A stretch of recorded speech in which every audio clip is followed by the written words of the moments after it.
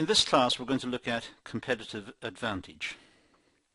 Now, competitive advantage is achieved when companies gain a particular advantage over their rivals.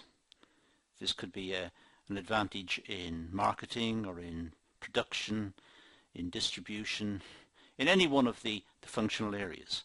If it's got a particular advantage over them, we say it's got a competitive advantage. And a company is said to have a competitive advantage when it achieves higher than average profits for its industry. So when a company is doing better than the others, it has a competitive advantage. Whatever the competitive advantage is, it's manifesting itself in higher profits. Now, it can be gained through two methods. One, cost advantage, or secondly, a differentiation advantage. The cost advantage is, I suppose, the most obvious. A competitive advantage in terms of cost would be the business's capacity to produce cheaper. And because it's cheaper, it's able to set the price, and the others in the industry must follow. It becomes a cost leader. But it could also differentiate. It could be a company that is constantly changing the product, constantly improving the product, and thereby gaining a reputation as having an innovative approach to marketing, an innovative approach to product design. It's seen as a more dynamic form of business. In order for a business to gain competitive advantage, they must effectively utilize their resources and capabilities, which would then result in value creation. So competitive advantage is something that has to be worked at. It just doesn't happen. The managers in the business must set themselves the objective of gaining a competitive advantage. It's a conscious decision. It's a process that the management must undertake, trying to, if you like, outsmart the competition. So we'd have resources and expertise, and these feed into core competencies. Now, core competencies are just particular ways of making the product and carrying out the business, but they are ways in which are particularly efficient. They're the core competencies. These are what the business is particularly good at. The skills of the business, the type of capital it's using, the way it's configuring itself to produce a product which is efficient. And this generates the cost advantage, or the differentiation advantage. And having got a cost advantage or a differentiation advantage, this gives it a superior value creation stance in the market. Let's talk about resources and expertise for a moment. For a business, competitive advantage can only be acquired through better resources and expertise that are unique from its rivals.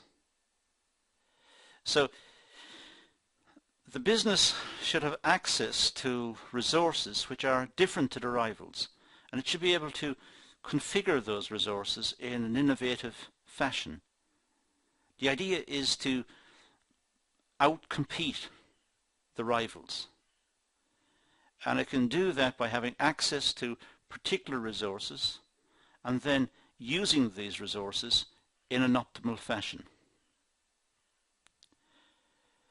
The resources could be viewed as the company's assets.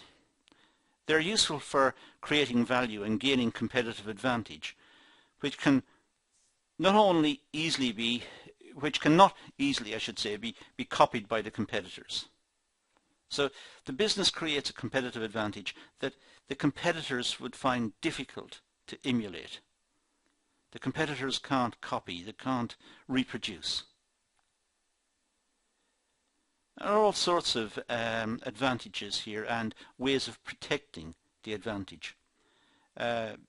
patents and trademarks are one good way of doing it. Doing it legally, protecting the business in a legal way. So if it's got a good idea, nobody else has got the idea, it may apply for legal protection of the idea.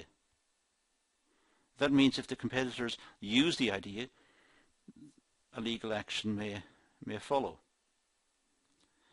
They may have proprietary know-how. They may own the idea and they're the only ones who know how to do it. It's a secret. So the competition can't work out how to do it as well.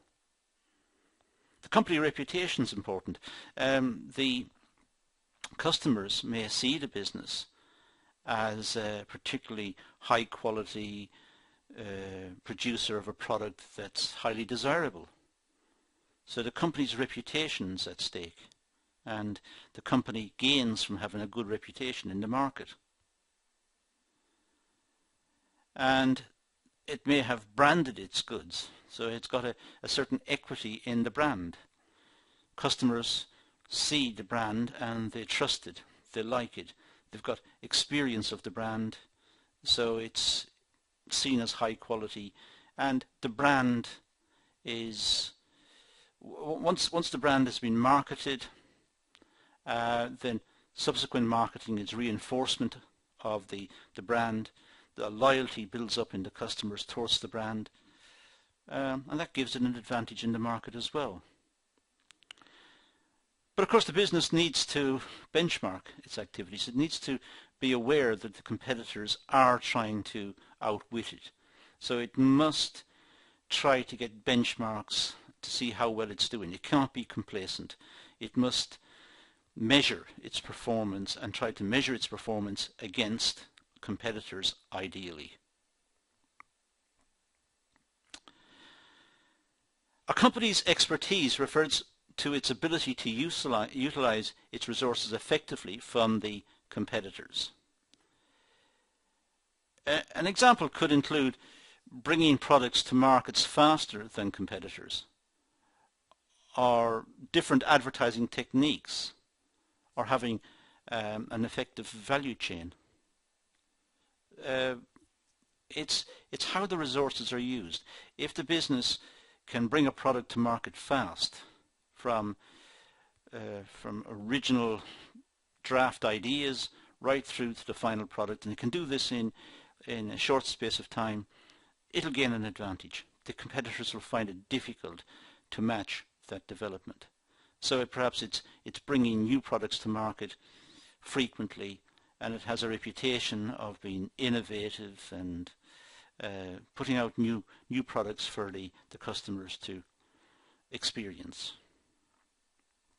A company's expertise cannot be copied easily, as these activities are embedded in the company's daily activities. So the competitors may see what the product is. They may see the product, they may disassemble it and try to re-engineer the product. They may measure it and balance it and check it, but doing it in practice means that the competitors have a problem. They have a problem of tooling up and getting the process sorted out, and that's allowing, or should I say not allowing, for the fact that the product itself may be protected legally. So the competitors have a real problem in trying to keep up and trying to emulate what the business is doing.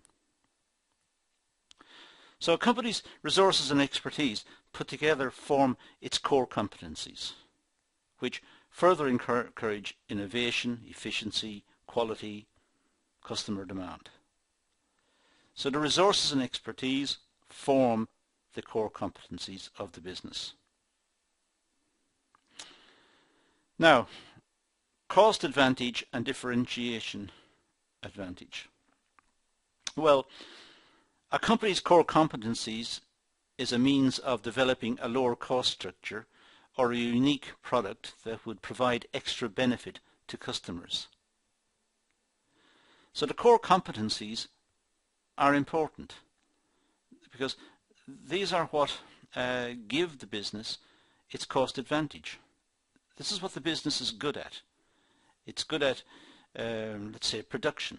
So its core competency is in production, or its core competency is in marketing. It has a very efficient marketing structure.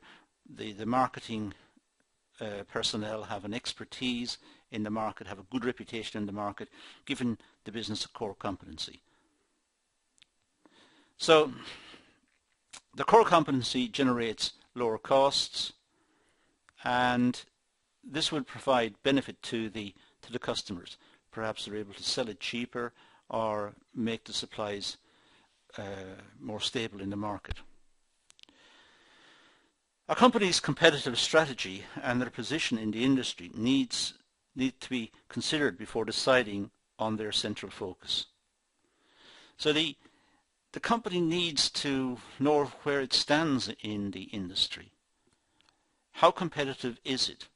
What are the competitors like? What are they doing?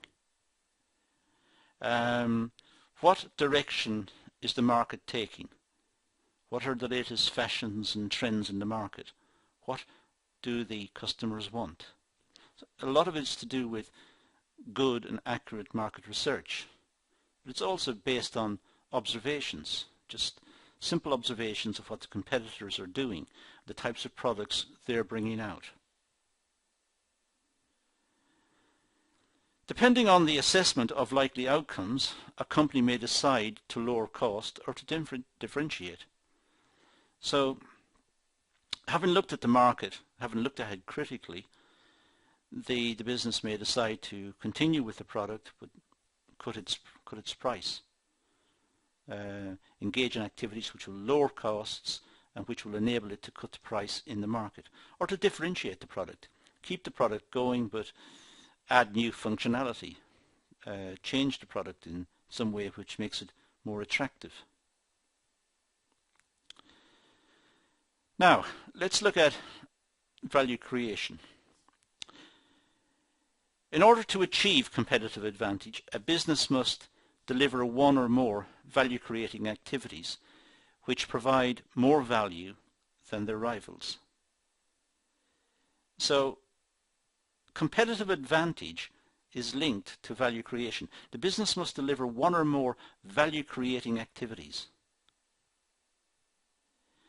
And these activities provide more value than their rivals.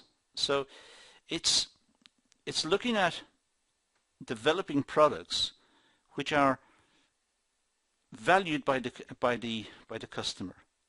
The customer sees the products, relates to the products, and wants the products. Value creation comes as a series of activities in the value chain. Adopting an effective value chain process allows for value creation. So the value chain itself must be efficient and properly organized so as to allow for value creation. The whole process starts with raw materials. The raw materials are transformed into products through perhaps production. The products then need to be the products have to be designed. They have to be designed with customer requirements in mind, and then they have to be distributed, all of which is adding value at each stage. And the value that appears in the shop or in the outlet at the end, that must represent good value to the customer. In other words, the price that it enters the market at must be seen by the customer as representing good value. A business operated in a value system consisting of vertical activities, including forward integration and backward integration. So a business is generally operated in that value, in that sense. It's moving, let's say, from raw materials through to the final product. So It doesn't mean that the business has to own the sources of the raw materials. It may purchase the raw materials and internally change the raw materials, process the raw materials to make the good which is valued in the market at the end. So it transforms the raw materials into something which is desirable. So it's similar to backwards and forwards integration. It's taking the raw materials, it's similar to going backwards in terms of integration. It's taking the raw materials and then transforming the raw materials into the product, which is similar to going forward in terms of integration. So the value chain is moving from something which is not that valuable, say raw materials, through to products which are valued in the marketplace.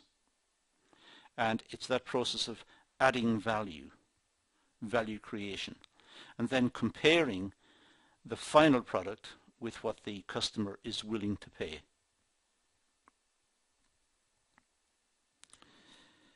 Now there are different ways of looking at this whole cost advantage idea. Michael Porter put forward generic strategies, and these are the subject of separate videos, so I'm not going to deal with them in any great detail here. But at the same time, they do deserve a mention. He stated 4 generic business strategies that could be implemented by organizations if they wish to gain competitive advantage.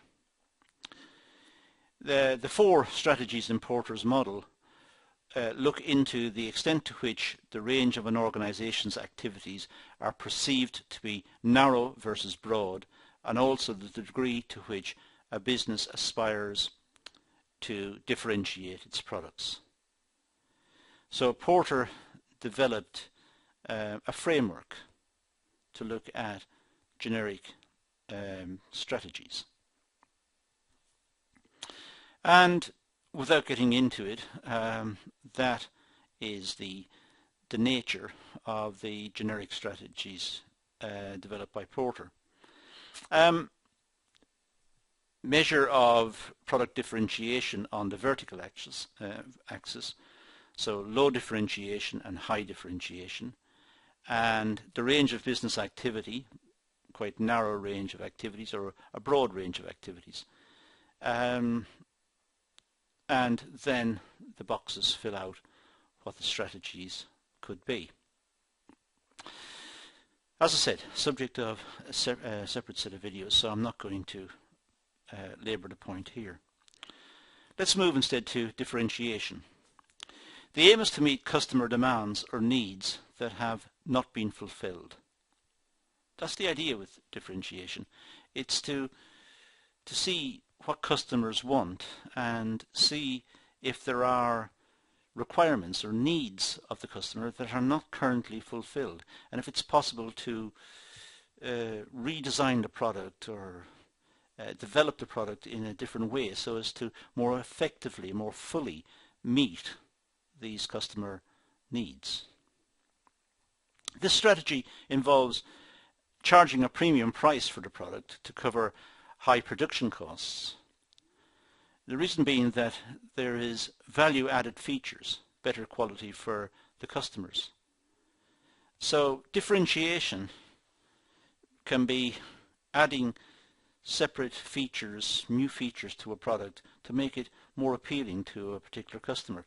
This happens quite extensively in the car industry, where people want individuality. They want the car's basic function is to move people from A to B, but they want the car to say something about them as well, perhaps have a personalized number plate. So they have to buy the personalized number plate, which is a statement about them. Perhaps they want a certain sound system in the car or particular functionality in the car, which is all adds to what they want from the car. They'd have to pay more for it, but it's customizing it to their requirements. It's differentiating the product. Customers will be willing to pay for the product because there is good quality and a brand name associated with the product. For example, Mercedes, BMW, Apple, they're all seen as premium products, and people are prepared to pay more because there's more individuality in the product.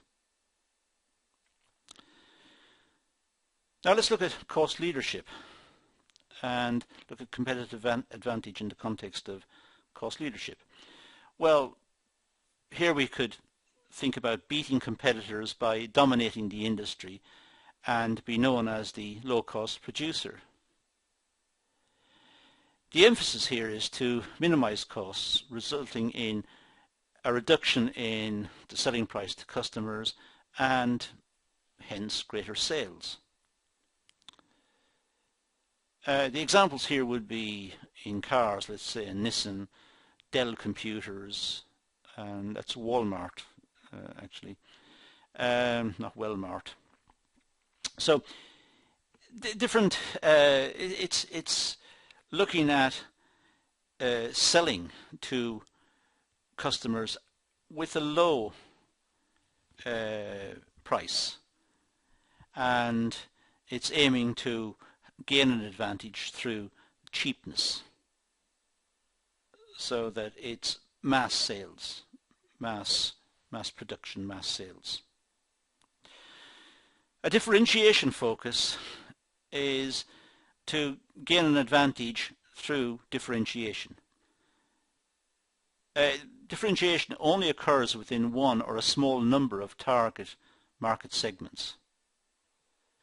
So generally speaking, there is a standard product and then there is a differentiated product that goes with it. So there's a standard car, a standard BMW car, and then it may be customized, it may be differentiated also. So the company's selling, if you like, it's selling two products, the standard one and the differentiated one.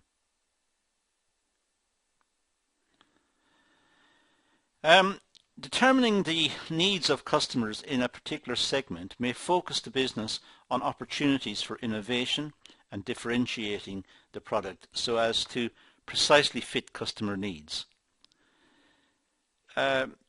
Differentiation is normally fed back through the marketing personnel, people who have an expertise in the market and can identify opportunities in the market for differentiation. So the feedback may come through the marketing department who can see what the market requires and look to influencing the business to promote the differentiation of the product. It's essential that any business opting for differentiation strategy, it's essential that they have relevant research and that they know the customer needs and wants in the particular segment. It is pointless to differentiate unless there is information to suggest that increased sales will follow the differentiation process. Now let's look at the cost focus in terms of competitive advantage. Well, a business aims to obtain lower cost advantage through one or a small number of market segments. So it may look at a market segment and attempt to lower its costs within that segment to try and gain sales there. So the business may look at the entire market and then break it up into segments and try to differentiate its product into each segment and design products suitable for the different segments. The product in this situation is usually very basic. Sometimes it can be a similar version to a high-priced product, but it's cheap. It's cheap and it's aimed at the cheap end of the market. Examples of low-cost strategy include small retailers who feature their own labels and discounted labeled products. So a small retailer may go to a large producer and ask them to make the product and put their label on it. So it looks like it's produced by the small retailer, but in fact it is the same product as produced by the manufacturer, except it's relabeled for the small retailer. And this will give it a cost focus.